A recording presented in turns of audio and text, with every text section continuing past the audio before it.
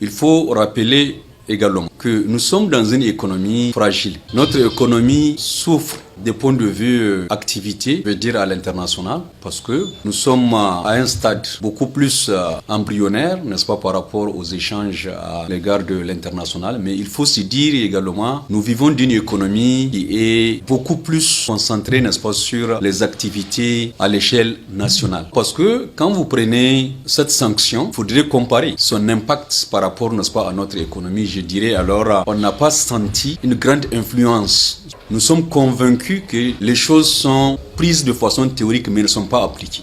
Et c'est pourquoi, je le dis avec aisance, si réellement la CEDEAO est là pour pouvoir faciliter les échanges, je pense que nous pouvons arriver, n'est-ce pas, à un stade beaucoup plus développé dans le cadre, n'est-ce pas, de nos échanges avec partenaires extérieurs.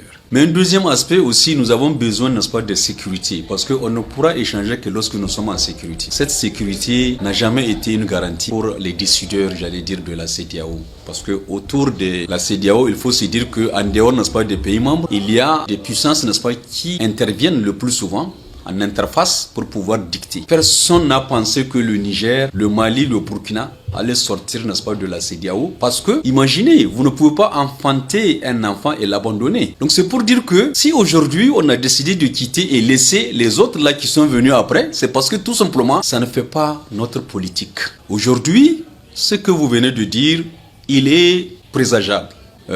Le Niger, de la même manière, le Mali, le Burkina, se sont retirés, n'est-ce pas, de la CEDEAO, peuvent également se retirer, n'est-ce pas, de l'UEMOA. Pourquoi pas? C'est pas pour comparer, n'est-ce pas, les deux institutions, mais c'est pour dire que les deux institutions, n'est-ce pas, ont un même dénominateur commun. On ne pourra pas parler, n'est-ce pas, de la question économique sans pour autant parler de la monnaie, parce que la monnaie, n'est-ce pas, l'argent c'est le nerf de la guerre. Aujourd'hui, certains, je dis bien, ont préféré, n'est-ce pas, prendre en otage cette situation monétaire pour faire des chantages, n'est-ce pas, au pays et empêcher aux pays, n'est-ce pas, qui doivent se développer, qui sont dits des pays en voie de développement, de se développer. Donc, si se trouve que ça perdure, ce qui est certain, vous allez voir, à la longue, les trois pays, de la même manière, ils ont pris leur décision. Ils peuvent aussi encore se retirer, n'est-ce pas, de l'UEMOA et voir, à la longue, n'est-ce pas, s'ils peuvent créer leur monnaie commune.